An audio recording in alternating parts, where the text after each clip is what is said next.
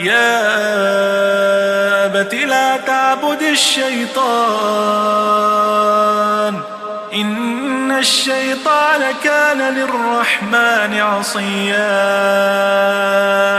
يا أبت إني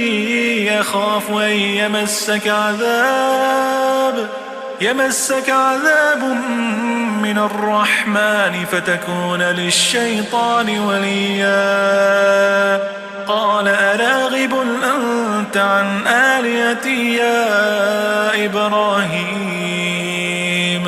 لئن لم تنته لأرجمنك